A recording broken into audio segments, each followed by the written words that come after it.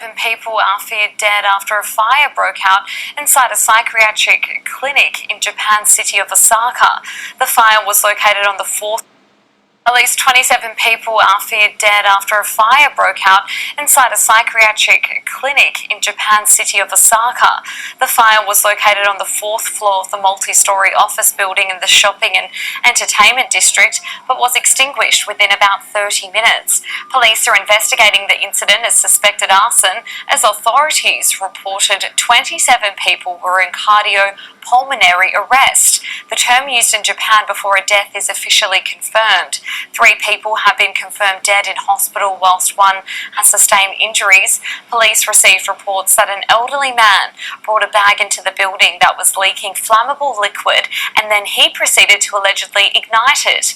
The building also houses a beauty salon, fashion shop and English language school. An arson attack at an animation studio in the city of Kyoto killed more than 30 people and injured dozens in 2019. All right, Shalom. At least 27 I'm going to give all praise to Yahweh Bashim, Yahweh Shai, Bahasham, Wadash. Now, you heard the this Edomite lady from, looks like I think is Australia. Yeah, that's Sky News from Australia. You know, you got 27 people just got put to death, man, basically out there in the Osaka, which is like the southern region in Japan. And you have a lot of military troops out there in that region, man. Like, I want to say over 10,000 U.S. troops are there, you know.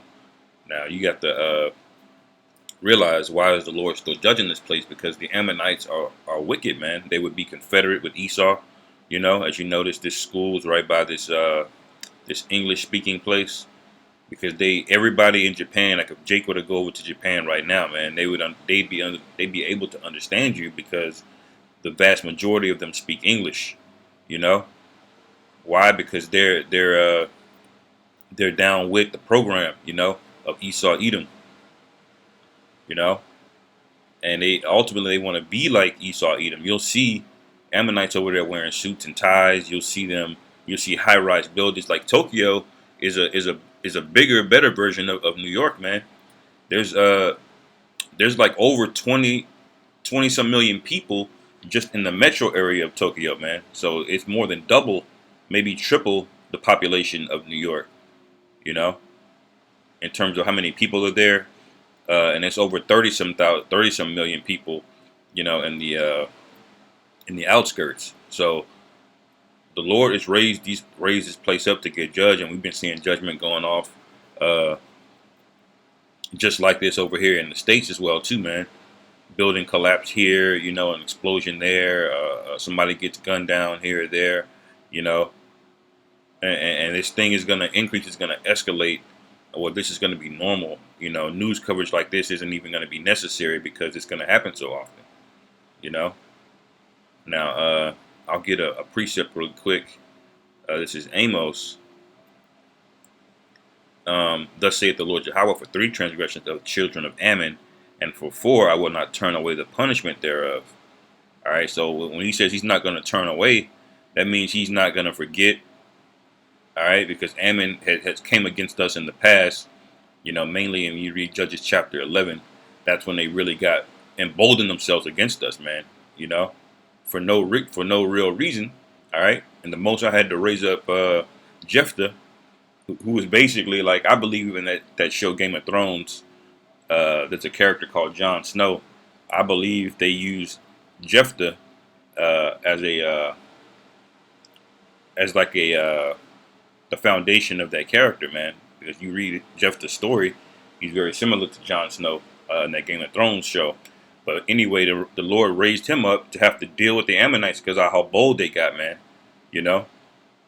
And this is hundreds of years later, and the Lord hasn't forgotten, man. So the more and more time has passed, what has Ammon done? He's gotten more and more wicked. So what's going to have to happen? More judgment. All right, it says, because they have ripped up the women with child of Gilead. All right, now that's referencing when they were right next to the city of Gilead, where Jephthah came out of. What did they do, man? You know, they came against us, man. You know, it says that they might enlarge their border, but I will kindle a fire in the wall of Rabbah which is like the capital city of Ammon. And what's the capital basically today of Japan? It's the Tokyo area, man. So Tokyo, man, got a major judgment coming for them, man. And there's a special spirit in these different places around the world. You know, particular demons. Like when you look at Japanese horror, you know, it's a lot of these like crazy schoolgirls with the dark hair and shit like that. Those demons and apparitions, the Most High can bring that out, you know, at His will, man. And I believe those things that they fear the most, things like Godzilla and all of these things in their culture, the Lord is going to bring that upon them, man. You know, for the wickedness that they've been engaged in continually. You know, you would think after Esau, you know, dropped a nuke on their ass, they would be humble, you know. But no, they're not. They're into all kind of freakism and weird shit.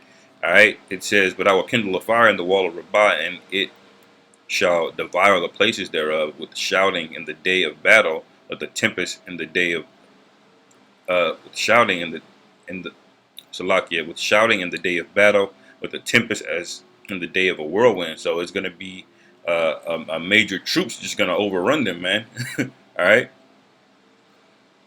He says, "And their king shall go into captivity, and he and his princes together, saith the Lord Yahweh." All right. So this is after. This. You know, I forget exactly the time frame of judgment, but this is hundreds of years after uh, Jephthah defeated them. You know, but this is around the time of the Syrian captivity.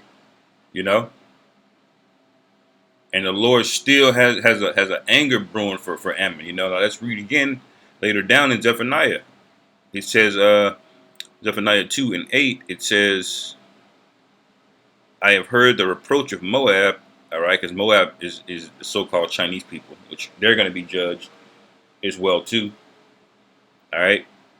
It says, "And the revilings of the children of Ammon." All right, because all of you been talking shit, man. You know, you have something called J-pop and K-pop.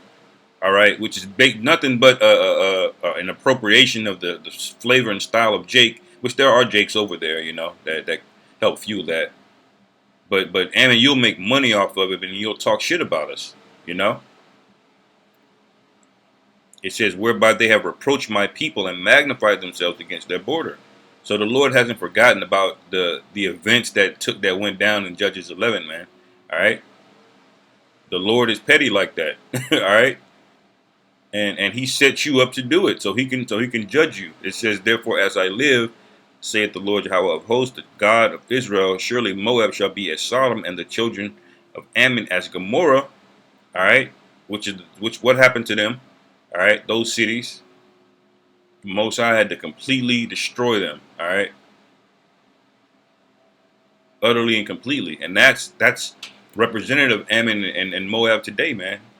All right. It says, "Even the breeding of nettles and salt pits and a perpetual desolation, the residue of my people shall spoil them." All right. "And the remnant of my people shall possess them." All right. So we know in the kingdom that all of that land, y'all going to have to cough up, you know. Now they're going to still have their own land, but in terms of like their rulership, man, you know, that shit's going to be squashed. Y'all not going to be watching, weird anime porn and trying to, you know, fuck robots. You know what I'm saying? Y'all gonna get put to work. All right. So yeah, judgment is going out, man. So with that, hopefully y'all brothers were edified. Call halal Yahweh Bashim Yahweh Shai Bahashem Rachaf Dash Wa Abba Babal Shalom.